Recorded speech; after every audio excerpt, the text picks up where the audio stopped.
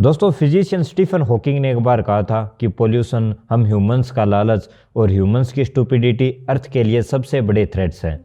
और ऐसी ही स्टूपिडिटी जैसे man made biological disasters, nuclear weapons, world Wars जैसी चीजें बार बार हमारे सामने आती है। दोस्तों, एक ऐसा ही बायोलॉजिकल डिजास्टर 1960s में हमें जर्मनी और नेबर कंट्रीज में देखने को मिला था, जब केवल एक मेडिसिन ने इस तरह की दहशत फैला दी थी जो शायद इन कंट्रीज ने वर्ल्ड वॉर 2 के दौरान भी फेस नहीं की थी। दोस्तों, हम सोच भी नहीं सकते कि कैसे एक नींद लाने वाली दवाई ने लोगों की रातों की नींद उड़ा कर रख दी थी। देखिए, आज के टाइम में जब भी कोई मेडिसिन या ड्रग मार्केट में आती है तो उसे कई फेजेस में टेस्ट किया जाता है, कई क्लिनिकल ट्रायल्स किए जाते हैं। लेकिन कौन थी ग्रूनेंथल कंपनी जिसे इतनी क्या जल्दी हो गई कि सिर्फ 3 साल में इसने एक मेडिसिन बनाकर दुनिया के कोने कोने तक पहुंचा दी। और फिर इस मेडिसिन ने दुनिया को जो प्रैक्टिकल सिखाए, शायद वो दुनिया के हर एक मेडिकल फील्ड में हमेशा फॉलो होंगे। दोस्तों, क्या थी ये ऐसी मेडिसिन जिसकी वजह से पूरी दुनिया ने the worst man made medical disaster ever face किया, जिसे आज हम द थैलिडोमाइड ट्रेजेडी के नाम से जानते हैं।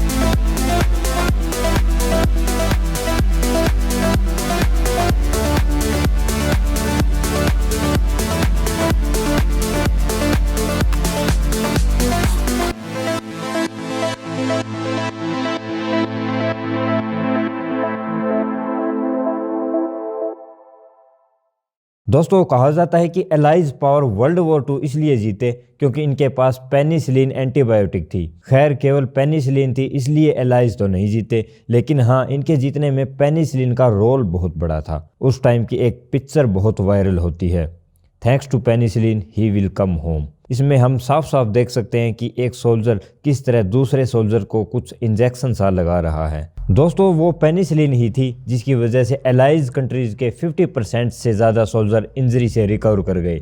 लेकिन दूसरी तरफ एक्सिस पावर के पास ऐसा कुछ नहीं था, इसलिए उनके सोल्जर इंजरी से सर्वाइव नहीं कर पाए। 1945 में अलेक्जेंडर फ्लेमिंग को पेनिसिलिन की डिस्कवरी के लिए नोबेल प्राइज दिया गया। अब वर्ल्ड वॉर 2 में पूरी दुनिया ने ये देखा कि एक छोटी सी एंटीबायोटिक कितना बड़ा फर्क डाल सकती है। तो इस चीज का इफेक्ट अब जर्मनी में भी दिखा जब 1946 में हरमन रिट्ज ने एक फार्मास्यूटिकल कंपनी स्टार्ट की जिसका नाम ये है। इस कंपनी का मेन एम था जर्मनी में एंटीबायोटिक्स को इंट्रोड्यूस किया जाए, और इसी साल इसने पहली बार जर्मनी में पेनिसिलिन को इंट्रोड्यूस किया। 1954 में कंपनी के 2 साइंटिस्ट ने कुछ ग्लूटामिक एसिड की रिसर्च में एक बायो प्रोडक्ट कंपाउंड डिस्कवर किया। उस टेस्टिंग से ये पता चला कि कंपाउंड एक बहुत ही अच्छा सिडेटिव इफेक्ट देता है, और फिर इसी साल कंपनी इस कंपाउंड का थैलिडोमाइड नाम से एक पेटेंट रजिस्टर भी करवाती है। दोस्तों, सिडेटिव का मतलब होता है ऐसी ब्रॉड क्लास मेडिकेशंस जो ब्रेन की एक्टिविटी को स्लो करती है। जनरली इन मेडिकेशंस का यूज एंग्जाइटी, इंसोमिया, नींद न आने की कंडीशन और एनेस्थीसिया देने के लिए यूज किया जाता है। कंपनी ने थैलिडोमाइड कंपाउंड पर कुछ बेसिक टेस्टिंग की और इसे ह्यूमन के लिए नॉन टॉक्सिक कंसीडर किया, और फिर 1957 में थैलिडोमाइड कंपाउंड को कंपनी ने कॉन्टेरगन मेडिकेशन नाम से मार्केट में सेल करना शुरू कर दिया। अब धीरे धीरे ड्रग की पॉपुलैरिटी बढ़ी और जर्मनी में ही नहीं बल्कि अक्रॉस ग्लोब कई कंट्रीज में अलग अलग नाम से एडवर्टाइज्ड होने लगी। 1957 के एंड के आसपास कॉन्टेरगन ड्रग अक्रॉस ग्लोब और भी ज़्यादा पॉपुलर हो गई जब देखा गया कि इसका प्रेग्नेंट वुमेन्स में बहुत ही बढ़िया एंटी एमेटिक इफेक्ट है।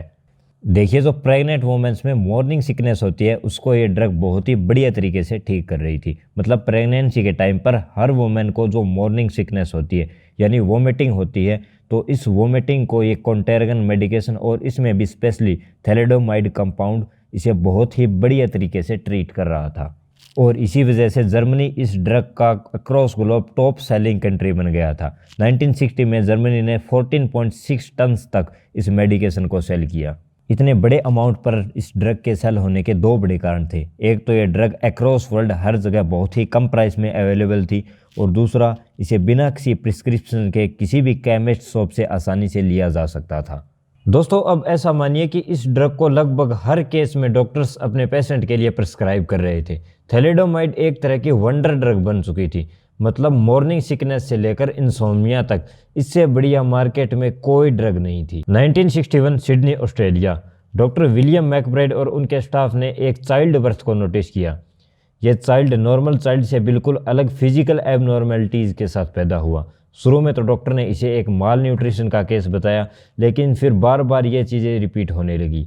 बार बार उनके सामने ये सीवियर मल्टीपल एबनॉर्मलिटीज के केसेस सामने आने लगे। किसी बच्चे के हाथ नहीं थे, किसी बच्चे के पैर नहीं थे, किसी को सांस लेने में दिक्कत आ रही थी, किसी की फूड पाइप सही से डेवलप नहीं हुई थी। जब डॉक्टर ने अपने लेवल पर थोड़ी इन्वेस्टिगेशन की, कुछ स्टडीज से पता चला कि ये एबनॉर्मलिटीज उन मदर के बेबीज में देखी जा रही है जिसने खास तरह की मेडिसिन डिस्टेबल कंज्यूम की थी।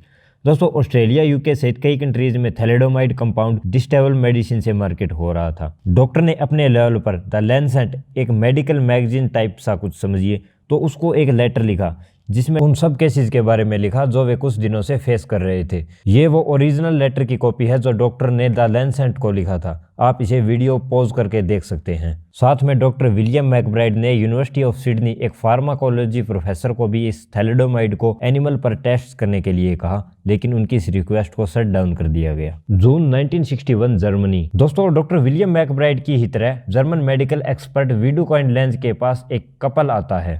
दोस्तों, लेंज देखते हैं कि बच्चे के बिल्कुल छोटी छोटी बाजुएं हैं और दोनों हाथों में छोटी छोटी 3 उंगलियां हैं। लेंज रिप्लाई देते हैं कि थोड़े दिन पहले मेरे पास ऐसे ही 2 माल फॉर्मेशन सिंड्रोम के केसेस आए हैं।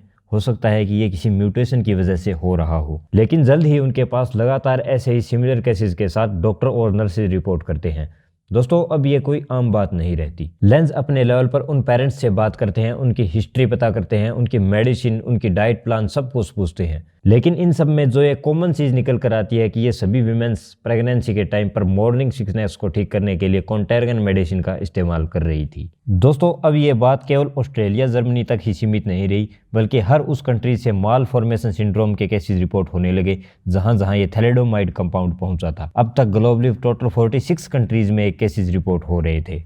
एक्सटर्नल प्रेशर और लगातार रिपोर्ट हो रहे केसेस के चलते आखिरकार थैलेडोमाइड ड्रग की क्लोजली एनिमल टेस्टिंग की गई। शुरू में तो ये एनिमल एक्सपेरिमेंट्स बिल्कुल फेल रहे, जो बर्थ हो रहे थे वो बिल्कुल नॉर्मल हो रहे थे। लेकिन जब बिल्कुल क्लोजली स्टडी की गई तो पता चला कि क्योंकि मोस्ट ऑफ द टाइम ये एनिमल्स रात के टाइम में ही बर्थ दे रहे थे और जो माल फॉर्मेशन बेबीज थे उनको वो खा जा रहे थे। जब एक्सपर्ट्स सुबह उठकर देखते तो उन्हें केवल नॉर्मल और हेल्दी ऑफस्प्रिंग ही मिलते। लेकिन जब रात को भी क्लोजली मॉनिटरिंग की गई तो पता चला कि जिन एनिमल्स को थैलेडोमाइड दी गई थी उनके फीटस में आई damage, heart damage, brain damage जैसे माल फॉर्मेशन सिंड्रोम्स दिखाई पड़ रहे थे। अब इस चीज़ से बिल्कुल क्लियर हो गया था कि ये जो एबनॉर्मलिटीज सामने आ रही थी वो थैलेडोमाइड की ही वजह थी। दोस्तों, लगातार बढ़ते एविडेंसेस के चलते, गवर्नमेंट बैन के चलते आखिरकार 26 नवंबर 1961 को मैन्युफैक्चरर गुरुनैंथल ने थैलेडोमाइड मार्केट से विड्रॉ कर ली और जिन जिन कंपनीज को थैलेडोमाइड मैन्युफैक्चर के लाइसेंस दिए गए थे वो सभी कैंसिल कर दिए गए। लेकिन जब तक ये बैन वगैरह लगे, लाइसेंस कैंसिल वगैरह हुए, तब तक थैलेडोमाइड केवल एक कंपाउंड नहीं रहा, बल्कि अब ये biggest man made medical disaster ever बन गया था, जिसमें पूरे वर्ल्ड से करीब 15 से 20 हजार बच्चे एबनॉर्मेलिटी के साथ पैदा हुए, जिसमें से अभी 40% बच्चे बर्थ के तुरंत बाद हमेशा के लिए वापस हो गए। टोटल 50 कंट्रीज इस ट्रेजेडी से अफेक्टेड हुई, जिसमें सभी ने अपने अपने डेटा दिए। दोस्तों, इस ट्रेजेडी का इफेक्ट सबसे ज्यादा उन लोगों पर पड़ा जो शायद कितने ही टाइम से पेरेंट्स बनने का इंतजार कर रहे थे, अपने बच्चों के लिए क्या क्या सपने देखे होंगे, और शायद उतना ही मुश्किल उन बच्चों के लिए भी था जो आज भी फिजिकल एबनॉर्मेलिटीज के साथ सरवाइव कर रहे हैं, जिनका इस ट्रेजेडी में कोई रोल नहीं था। दोस्तों, अगर आप यहाँ तक पहुँचे हैं तो आपका इस ट्रेजेडी के बारे में क्या सोचना है नीचे कमेंट करके ज़रूर बताएं, और वीडियो कैसा लगा ये भी ज़रूर बताएं। वीडियो को पूरा देखने के लिए आपका बहुत बहुत धन्यवाद।